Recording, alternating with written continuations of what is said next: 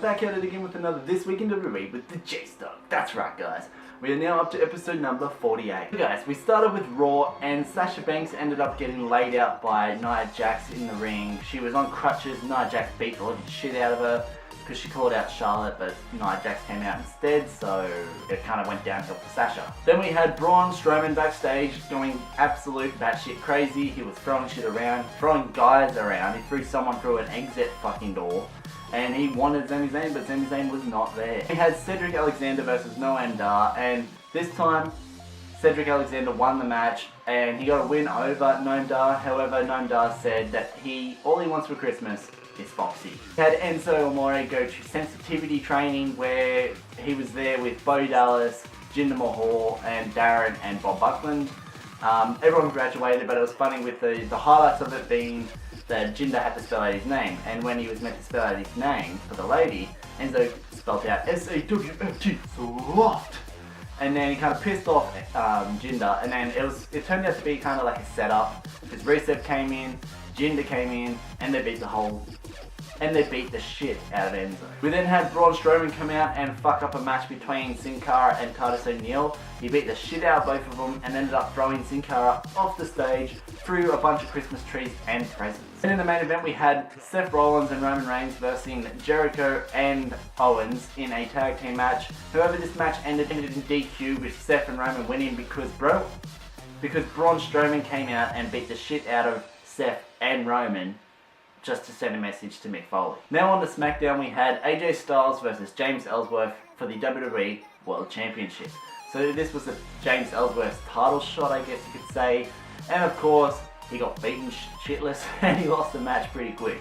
And then after the match, AJ beat the holy hell out of him and then pretty much fucked him up. Later on, we see Ellsworth backstage covered in like bandages and like ice packs and a crutch and all that goodness. And he was getting like interviewed by, I think it was Dasha or whatever her name is, backstage, and then for some reason Carmella came to his rescue and took him away to look after him. So, you know, he lost the match. He got to beat him, but he got the girl. Not really a big Cass's girl, but you know. Had The Miz versus Apollo Crews for the Intercontinental Championship match. Miz ended up winning over Apollo, so he got a huge win in that match. And then after the match, Renee interviewed him, and pretty much she was talking about how why is he obsessed with Dean, and then Miz turns around and goes, well, you know, you're the one sleeping with him, and then she just went, slapped him upside the face. We then found out that Natalya did attack Nikki Bella, and then she also said that, you know, maybe the silicones went from her titties to her head. Then had a match with Alexa Bliss and La Luchadora. Now, we didn't know who the fuck this was, but you could kind of tell who it was. Now, La Luchadora ended up winning the match, and then after the match pulled off the mask and revealed that it was none other than the last kicker, Becky Lynch. Then had Baron Corbin and Dolph Ziggler in the main event. So winner of this, like if Corbin was to win this match, he would take Ziggler's spot at the next week's SmackDown for a shot at the title against AJ Styles. So it ended in a double count out. AJ ended up beating both of them up with a steel chair. Daniel Bryan came out and made the match for next week being a triple threat match with Baron Corbin, Dolph Ziggler, and AJ all going at it for the WWE World Championship. Now on the 205 Live, we had Neville and the Brian Kendrick versus TJ Perkins and Rich Swann in a tag team match. Now, Neville ended up getting the win over TJ in this match, hit the red arrow, and pretty much showed that, you know, he is the king of the cruiserweights. Now into NXT, we had Billie Kay versus Daria. So this match was pretty cool, however, you knew the numbers game was going to get to her. And Peyton did attack her outside the ring when the ref didn't see, threw her in, big boot, Daria lost. Billie and Peyton sent a message to Asuka saying that, you know, we have the competition right here. Then we had the Fatal 4-Way match.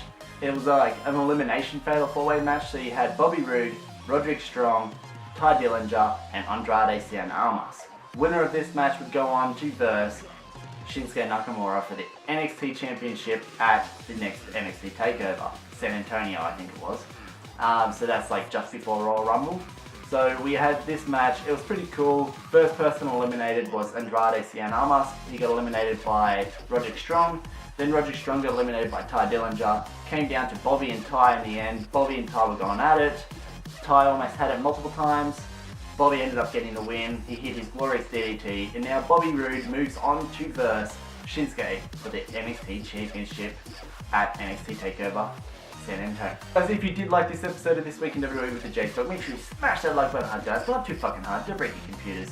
Guys, if you want to follow me on Instagram and Twitter, the links are in the description down below.